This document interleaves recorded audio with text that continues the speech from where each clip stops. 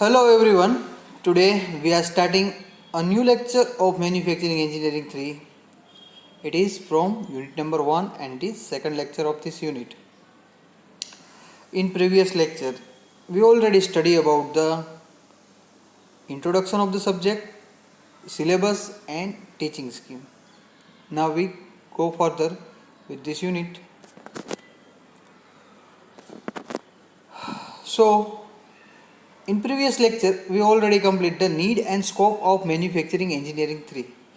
મિત્રો આપણે પાછળના લેક્ચરની અંદર ઇન્ટ્રોડક્શનના લેક્ચરની અંદર આપણે સિલેબસ વિશે ચર્ચા કરી ગયા છે. આ ઉપરાંત ટીચિંગ સ્કીમ કઈ રીતે રહેશે, લેબોરેટરીઝની અંદર કઈ રીતે વર્ક કરવાનું રહેશે એના વિશે માહિતી આપી હતી. હવે આપણે આ ચેપ્ટરને આગળ વધારીએ છીએ. તો સૌપ્રથમ આપણે જે લાસ્ટ યુનિટની અંદર જોઈ ગયા એનું ચર્ચા કરી લઈએ. તો લાસ્ટ યુનિટની અંદર આપણે બે ટોપિક કવર કરેલા હતા, જેની અંદર એક હતું નીડ ઓફ મેન્યુફેક્ચરિંગ એન્જિનિયરિંગ 3, એટલે કે મેન્યુફેક્ચરિંગ એન્જિનિયરિંગની જરૂરિયાત શું છે. તો એમાં આપણે જોયું હતું કે ભાઈ હાઈ એક્યુરેસી, સરફેસ ફિનિશ અને માસ પ્રોડક્શન માટે આપણે મેન્યુફેક્ચરિંગ એન્જિનિયરિંગની જરૂરિયાત પડે છે. અને એનો સ્કોપ એટલે કે એ કઈ કઈ જગ્યાએ એપ્લિકેબલ થઈ શકે એના વિશે માહિતી મેળવી હતી. જે પ્રોપરલી થિયરી બેઝ ક્વેશ્ચન હતા એ બે ટોપિક આપણે કવર કરેલા હતા. હવે તેથી આપણે આગળ વધીએ. તો આજના લેક્ચરમાં આપણે જોશું, સૌપ્રથમ આપણે જોશું importance of manufacturing engineering 3 in the industries, એટલે કે ઇન્ડસ્ટ્રીઝની અંદર મેન્યુફેક્ચરિંગ એન્જિનિયરિંગ 3નું મહત્ત્વ શું છે તે આપણે સૌપ્રથમ જોશું. ત્યારબાદ આપણે જે ઇમ્પોર્ટન્ટ ડેફિનેશન્સ છે, ટર્મ્સ છે, means machine tools, cutting speed, feed, depth of cut, material removing rate વગેરે વિશેની માહિતી છે એ આપણે મેળવીશું. તો આપણે સ્ટાર્ટ કરીએ. સૌપ્રથમ જોઈએ, ત્રીજો ટોપિક છે ઇમ્પોર્ટન્સ ઓફ મેન્યુફેક્ચરિંગ એન્જિનિયરિંગ 3, એટલે કે મહત્ત્વ શું છે. તો પાસે તમે જોઈ શકો છો એ રીતે, it is important to have highly develop manufacturing engineering 3 to construct a precision machine tool, એટલે કે ટેકનોલોજીમાં જે ચેન્જીસ થાય છે એને ધ્યાનમાં રાખીને આપણે એવા મશીન ટૂલ્સ જનરેટ કરવાના છે અથવા બનાવવાના છે જે પ્રિસાઇઝલી આપણે વર્ક આપી શકે. Using these precise machine tools the production of interchangeable parts become possible, leading to the standardisation, એટલે કે આ જે પ્રિસિઝન મશીન આપણે જે બનાવશું એનો ઉપયોગ કરીને હાયર પ્રોડક્શન રેટ સાથે ઇન્ટરચેન્જેબલ પાર્ટ્સ કે જે સ્ટાન્ડર્ડાઇઝેશનમાં યુઝ થાય એ રીતના પાર્ટ્સ આપણે બનાવી શકીએ. મીન્સ સ્ટાન્ડર્ડાઇઝેશન એ વસ્તુ છે કે એની અંદર કોઈ પણ એક પાર્ટ છે એ આપણે સ્ટાન્ડર્ડ એના શેપ અને સાઇઝ પ્રમાણે બનાવ્યો, અને બીજો શબ્દ છે ઇન્ટરચેન્જેબલ, એટલે કે એ પાર્ટ્સ છે એ જેની સાથે મેચ થતો હોય અથવા એસેમ્બલ થતો હોય તો એ વસ્તુ બીજી કંપનીની અને જે પાર્ટ્સ બનાવેલો છે એ પણ બીજી કંપનીનો હોય, પણ એ બેના સ્ટાન્ડર્ડ સેમ હોય તો એ એકબીજાની અંદર મેચ થઈ શકે. દાખલા તરીકે આપણે એક્ઝામ્પલ લઈએ કે કોઈ બેરિંગ છે, ફેનની અંદર યુઝ થતું બેરિંગ છે કે 6205 નંબરનું બોલ બેરિંગ છે જે સીલિંગ ફેનની અંદર યુઝ થાય છે. હવે એ બેરિંગ છે ઘણી બધી કંપની બનાવતી હોય, મીન કે એસ્કેપ કંપની છે, એનબીસી કંપની છે વગેરે અલગ અલગ કંપનીઓ બનાવે છે. પણ હવે આ કંપનીવાળાએ સ્ટાન્ડર્ડાઇઝ શું બનાવ્યું હશે તો કે એ જે બેરિંગનો સ્ટાન્ડર્ડ નંબર છે કે 6025, બરાબર છે, કે એનો જે ડાયમેન્શન હશે એ બેરિંગના સ્ટાન્ડર્ડ પ્રમાણે હશે. હવે બધી કંપનીઓ છે એ પ્રકારના જ બેરિંગ બનાવશે. તો આપણને શું બેનિફિટ થશે કે આપણે માર્કેટમાં કોઈ પણ કંપનીનું બેરિંગ લેવા જશું એ નંબરનું તો આપણને અવેલેબલ મળશે, અને એ બેરિંગનો યુઝ કરીને આપણે ફેનમાં લગાવશું તો લાગી જશે. તો એ વસ્તુ થઈ ઇન્ટરચેન્જેબલ. મીન્સ બીજું એક એક્ઝામ્પલ લઈએ તો આપણે ટ્યુબલાઇટ છે અથવા તો ઇલેક્ટ્રિક બલ્બ છે એ કોઈ પણ કંપનીનો લઈ આવીએ છીએ, આપણા ઘરની અંદર જે હોલ્ડર લગાવીએ છીએ ત્યાં યુઝ કરીએ છીએ તો એ લાગી જાય છે. તો આ બે ઇન્ટરચેન્જેબલ એ થયું અને એ કંપનીનું પોતાનું સ્ટાન્ડર્ડ થયું કે એ બીજા પાર્ટ સાથે મેચ થઈ જાય. તો આ પોઈન્ટ એવું કહેવા માગે છે કે જે પ્રિસાઇઝ મશીન ટૂલ્સ છે એનો ઉપયોગ કરીને આપણે હાઈ ડિગ્રી ઓફ સ્ટાન્ડર્ડાઇઝેશન અને ઇન્ટરચેન્જેબિલિટી મેળવી શકવા જોઈએ. નેક્સ્ટ છે The machinery for mass production can be used in industry if manufacturing engineering 3 is highly developed. જો મેન્યુફેક્ચરિંગ એન્જિનિયરિંગ 3 ટેકનોલોજીને આપણે સારી રીતે ડેવલપ કરીએ તો આપણે આ મશીનરી દ્વારા માસ પ્રોડક્શન રેટ છે એ વધારી શકીએ અથવા સારું માસ પ્રોડક્શન મેળવી શકીએ.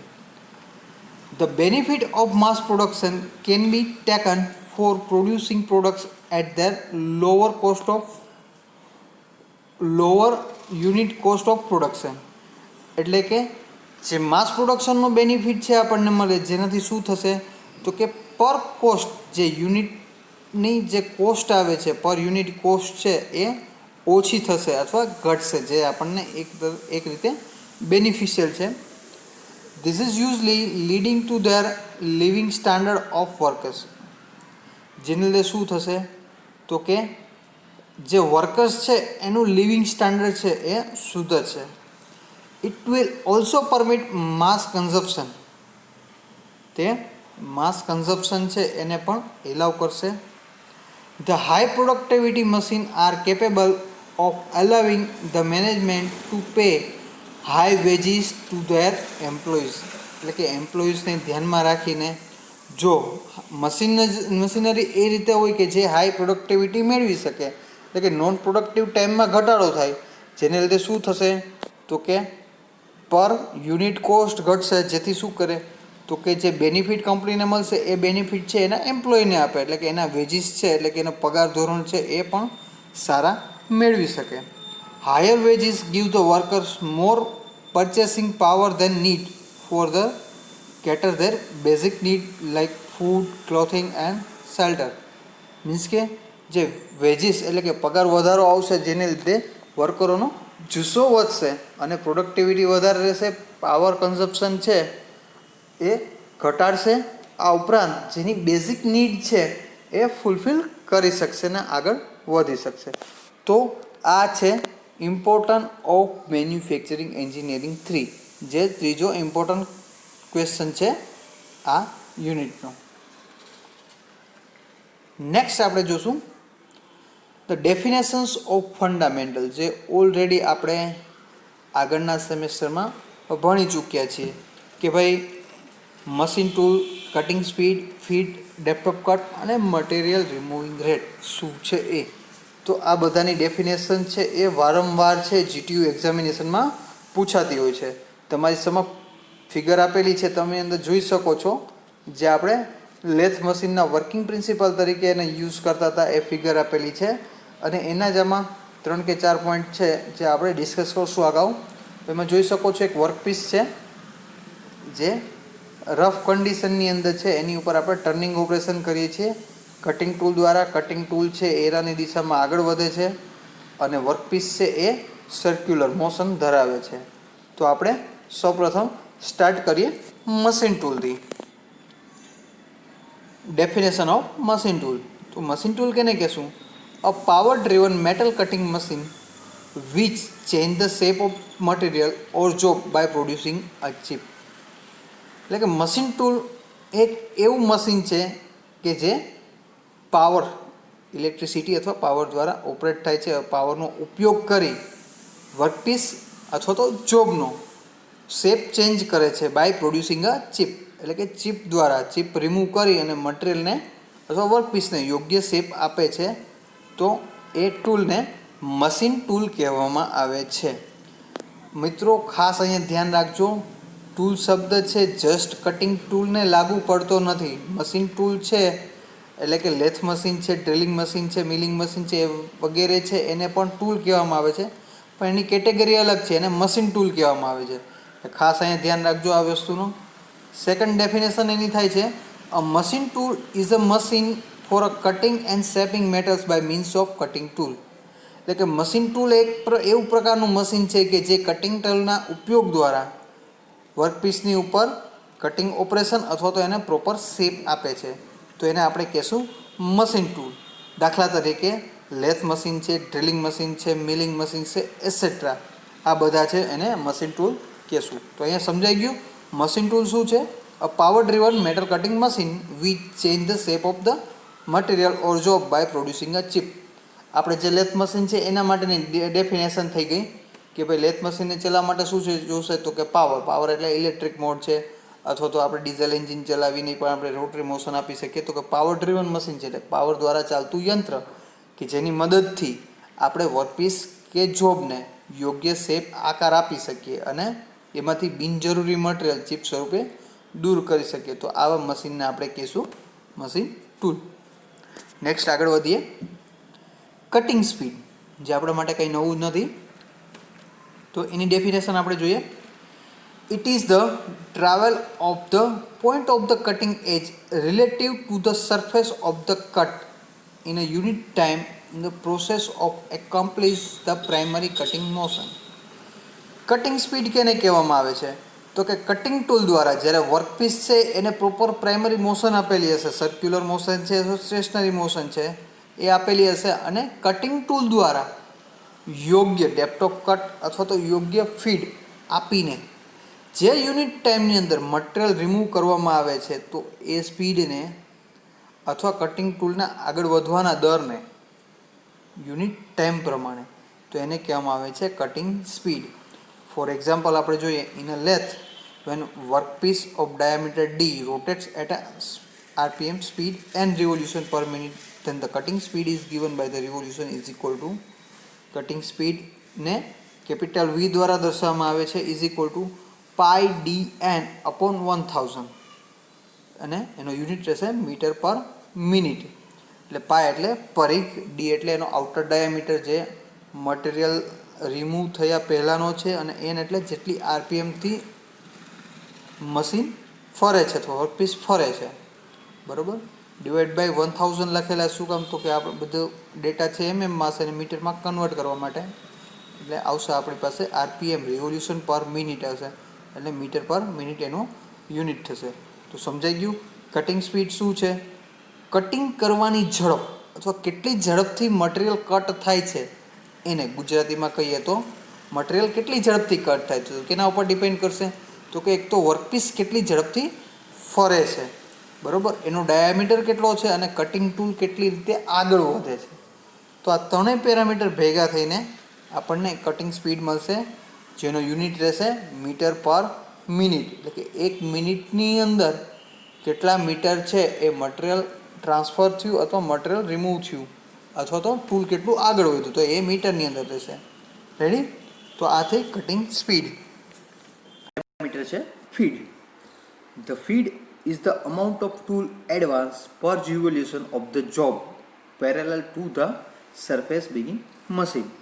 એટલે ફીડ એને કહેવામાં આવે છે કે કટિંગ ટૂલ વર્કપીસના એક રિવોલ્યુશન દરમિયાન કેટલું આગળ વધે છે તેને તો એ યુનિટને કહેવામાં આવે છે ફીડ. કઈ રીતે આગળ વધશે તો કે વર્કપીસ છે એ પોતે રોટરી મોશન ધરાવતું હશે, એટલે કે એક રિવોલ્યુશન કમ્પ્લીટ થશે. કટિંગ ટૂલની કાપતી ધાર એટલે કે કટિંગ એજ છે એ ટચ થયેલી હશે વર્કપીસને. હવે ત્યાંથી લઈને આપણે વર્કપીસને 360 ડિગ્રી એટલે કે કમ્પ્લીટ રિવોલ્યુશન આપણે ફેરવશું ત્યારે ટૂલ છે એ કેટલું એડવાન્સ થયું પેરેલલ ટુ વર્કપીસ, અને જ્યાં સરફેસ જનરેટ કરવાનું છે એ ડિરેક્શનની અંદર કેટલું એડવાન્સ થયું તો એને કહેવામાં આવે છે, એ રેટને કહેવામાં આવે છે ફીડ. તો ટૂલ છે એ નોર્મલી આપણને ખબર છે કે એ એમએમની અંદર આગળ વધશે, મીટરની અંદર આગળ વધી ન શકે, બરાબર. એક રિવોલ્યુશન ફરે ત્યારે એમએમની અંદર આગળ વધે તો એમએમ પર રિવોલ્યુશન એ થશે એનો યુનિટ, બરાબર.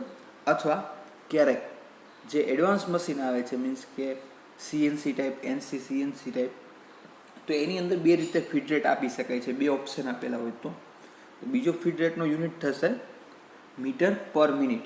એટલે કે 1 મિનિટ કમ્પ્લીટ વર્કપીસ ફરે છે ત્યાં સુધીમાં એ ટૂલ છે એ કેટલું એડવાન્સ થાય છે તો એ ત્યારે આવશે મીટર પર મિનિટની અંદર. તો આ બેના યુનિટ છે, પણ આપણે આ સબ્જેક્ટ માટે એમએમ પર રિવોલ્યુશન યાદ રાખશું. સેકન્ડ છે higher feeds are used in a roughing cut, rigid setup, soft material and rush cuts are heavy machine tool. એટલે કે જ્યારે વધારે મટીરિયલ રિમૂવ કરવાનું હોય અથવા રફિંગ કટની રિક્વાયરમેન્ટ હોય ત્યારે ફીડ રેટ છે આપણે વધારે આપીએ છીએ, બરાબર. શું કામ?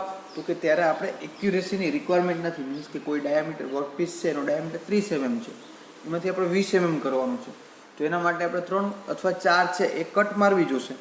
તો આપણે સૌપ્રથમ જે કટ મારશું ત્યારે આપણને સરફેસ રફનેસ અથવા તો જે ફિનિશિંગ મળશે એનાથી કંઈ લેવા દેવા નથી. તો આપણે ફીડ રેટ વધારી અને મટીરિયલ રિમૂવ કરશું, જેથી શું થાય તો કે આપણું પાવર કન્ઝપ્શન ઘટે, MRR વધે અને ઓછા કોસ્ટમાં આપણે વર્કપીસ કમ્પ્લીટ થઈ જાય. તો જ્યારે રફિંગ ઓપરેશન કરવાનું હોય ત્યારે ફીડ રેટ વધારે રાખવામાં આવે છે, અને જ્યારે ફિનિશિંગ ઓપરેશન કરવાનું હોય ત્યારે ફીડ રેટ છે એ ઓછો રાખવામાં આવે છે. તો આ થઈ ગયું ફીડ. નેક્સ્ટ આપણે જોઈએ, નેક્સ્ટ પેરામીટર છે ડેપ્થ ઓફ કટ. આ પણ એક ઇમ્પોર્ટન્ટ પેરામીટર છે. It is the thickness of the layer of the material remove in a one cut or one pass measure in a direction perpendicular to the machine surface. એટલે કે એક cut અથવા પાસમાં material જે original material છે, જે generate થતી સપાટી છે, એ બેનો તફાવત છે, એને કહેવામાં આવે છે ડેપ્થ ઓફ કટ. અથવા તો બીજી લેંગ્વેજમાં કહી શકો કે કટિંગ ટૂલ જેટલી ઊંડાઈથી કટ મારે છે તે ઊંડાઈને આપણે ડેપ્થ ઓફ કટ કહીએ છીએ. તો ડેપ્થ ઓફ કટ પણ એમએમની અંદર હશે, બરોબર છે. ડેપ્થ ઓફ કટ એમએમની અંદર હશે. તો શું થશે, જ્યારે વર્કપીસ પકડાવીને આપણે રિવોલ્યુશન એના સ્ટાર્ટ કરશું અથવા એને ફીડ આપશું પ્રાઇમરી, ત્યારે કટિંગ ટૂલને વર્કપીસને પરપેન્ડિક્યુલર ફીડ આપવામાં આવે છે, અથવા પરપેન્ડિક્યુલર જે ડેપ્થ આપવામાં આવે છે, જેના દ્વારા શું થશે તો કે મટીરિયલનો જે આઉટર ડાયામીટર છે, મીન્સ કે D1 છે, અને જનરેટ થતો ડાયામીટર છે D2 છે, તો એ બેનો તફાવત ડિવાઈડ બાય 2 કરશું તો આપણને ડેપ્થ ઓફ કટ મળી જશે. Okay, D1 is the diameter of machine surface and D2 is the obtained surface after one pass. Then T, the depth of cut માટે D1 minus D2 divided by 2 એ આવશે આપણને યુનિટની અંદર મળશે. Okay, એ ખાસ એક ધ્યાન રાખવાનું છે ડેપ્થ ઓફ કટની અંદર કે ડેપ્થ ઓફ કટ છે એ જો વધારે થશે અથવા વધારે લઈએ તો મટીરિયલ રિમૂવિંગ રેટ વધશે, રફનેસ વધશે, પણ ટૂલ લાઈફ ઉપર છે એ અસર કરે છે. એટલે ડેપ્થ ઓફ કટ ખાસ ધ્યાનમાં રહીને ટૂલની લાઈફ ઉપર અસર કરે છે. આમ તો આ 3 પેરામીટર છે એ કટિંગ ટૂલ લાઈફ સાથે સંકળાયેલા છે. એટલે યોગ્ય સ્પીડ, કટિંગ સ્પીડ, ફીડ અને ડેપ્થ ઓફ કટનો ઉપયોગ કરીને આપણે મશીનિંગ કરવાનું હોય છે. તો એકોર્ડિંગ ટુ રફિંગ ઓપરેશન છે અથવા તો ફિનિશિંગ ઓપરેશન છે, એના આધારે જેમ ફીડ આપણે ડિસાઇડ કરી એ જ રીતે ડેપ્થ ઓફ કટ પણ ડિસાઇડ કરવાની હોય છે કે કેટલી આપણે કટમાં શું ત્યારે આપણને ડાયામીટર મળી જાય. તો સૌપ્રથમ આપણે છે એ વધારે ડેપ્થ ઓફ કટ રાખીને મટીરિયલ રિમૂવ કરતા હોય, અને ફાઇનલ જ્યારે લાસ્ટ સ્ટેજ આવે ત્યારે આપણે ડેપ્થ ઓફ કટ છે ઓછી રાખી અને મટીરિયલ રિમૂવ કરશું. તો આ થયું ડેપ્થ ઓફ કટ, જેનો યુનિટ હશે mm.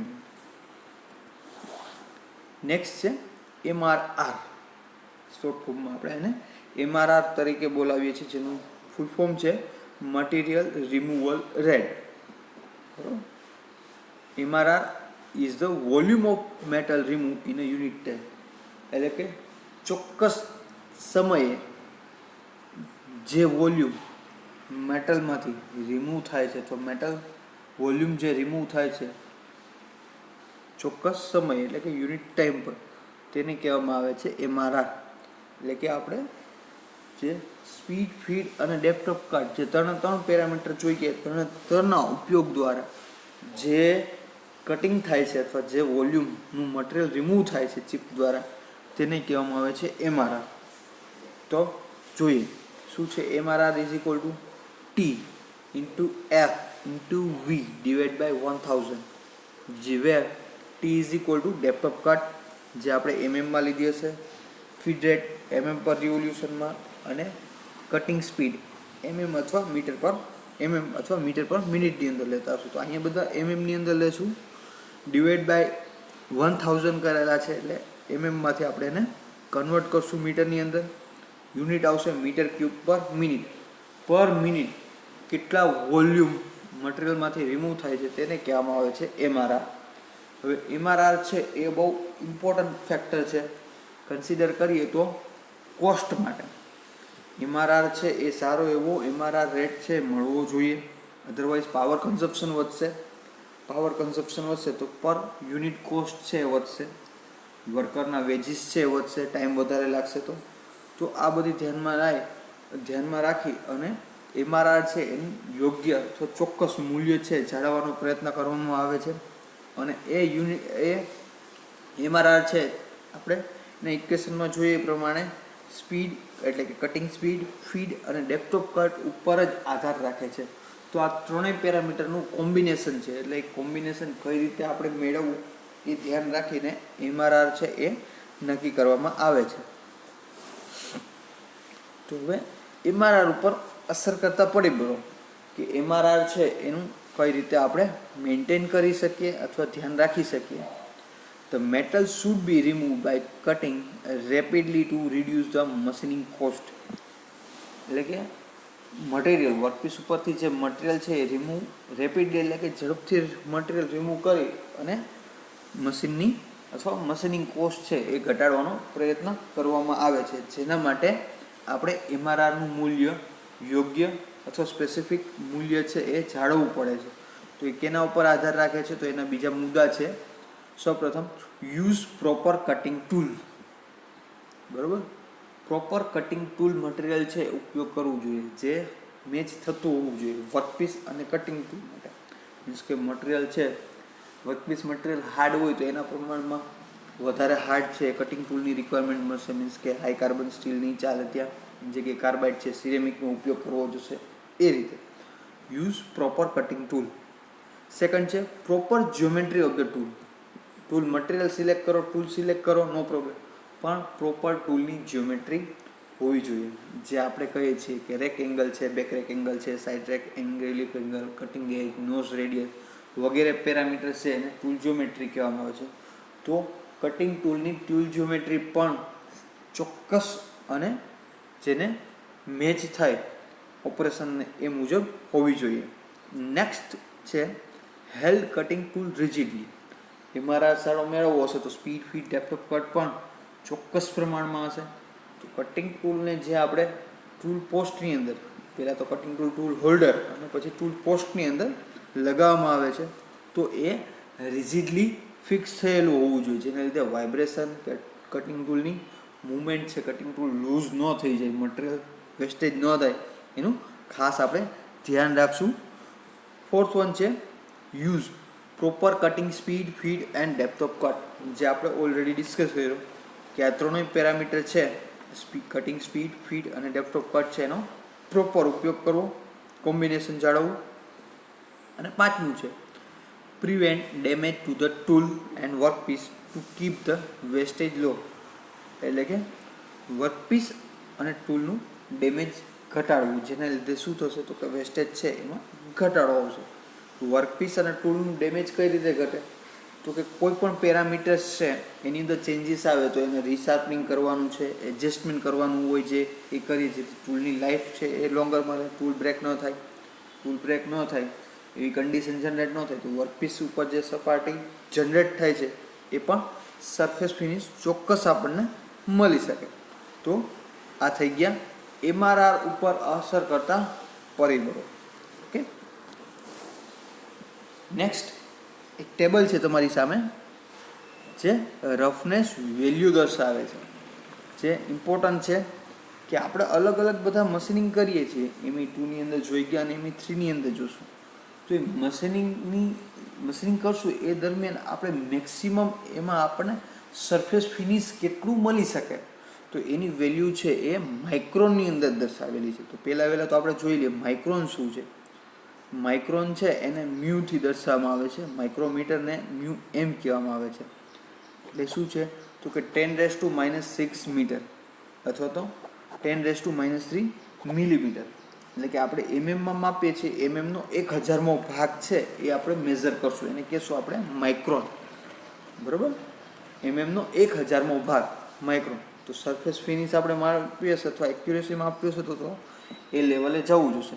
આપણે કહીએ 1 mm તો 1 mm નહીં, 1 mm પછી 3 પોઈન્ટ કેટલા માઇક્રોન સુધી આપણને એ એક્યુરેસી આપે છે, સરફેસ ફિનિશ આપશે, એને કહેશું આપણે માઇક્રોન. મીટરની અંદર જોઈએ તો 10⁻⁶, બરાબર. મીટર એટલે 1000 mm કહીએ તો 1000ના 3 મીંડા, એ 3 બાદ કરીએ અને આ સાઈડ લઈ જાય નેગેટિવમાં જાય તો બીજા 3 મીંડા એટલે કે -6 ઘાત છે એની. એટલે ખાસ યાદ રાખજો, રફનેસ વેલ્યુ હંમેશા માઇક્રોનની અંદર દર્શાવવામાં આવે છે. અને માઇક્રોન કેટલા થશે તો કે 1 mm નો 1000મો ભાગ એટલે કે 10⁻³ mm. ઓકે, એને મ્યુથી દર્શાવવામાં આવે છે. તો આપણે જોઈએ આ સાઈડ મેન્યુફેક્ચરિંગ પ્રોસેસ આપેલી છે અને એક સાઈડ માઇક્રોનમાં એની વેલ્યુ આપેલી છે.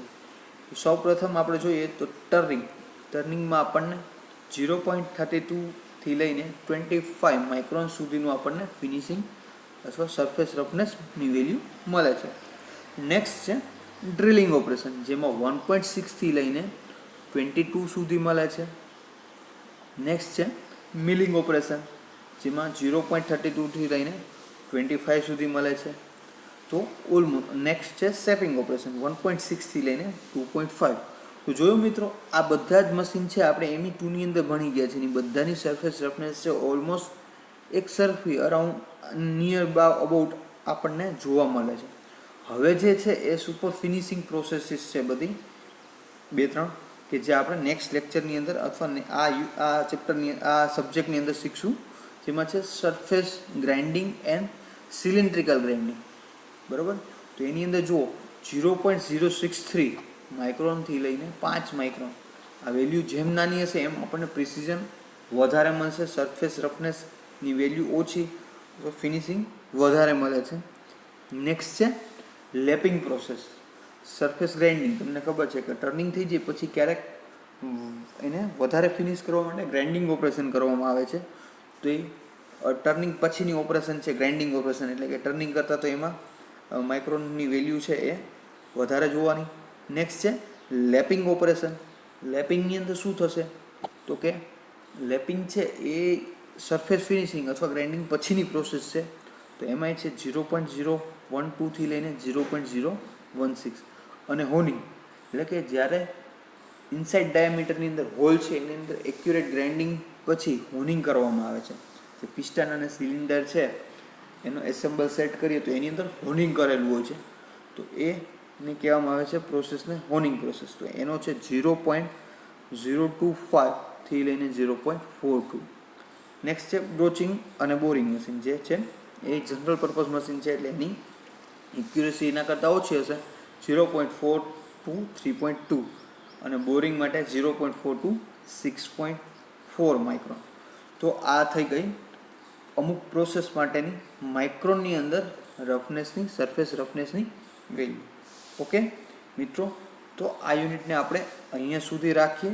હવે નેક્સ્ટ જે ટોપિક છે એ છે આપણે GTUના ક્વેશ્ચન, કે આ યુનિટની અંદર આપણે આજે જે સ્ટડી કરી ગયા એની અંદરથી કયા GTUના ક્વેશ્ચન પૂછાય છે અથવા ઇમ્પોર્ટન્ટ છે તે જોઈ લઈએ.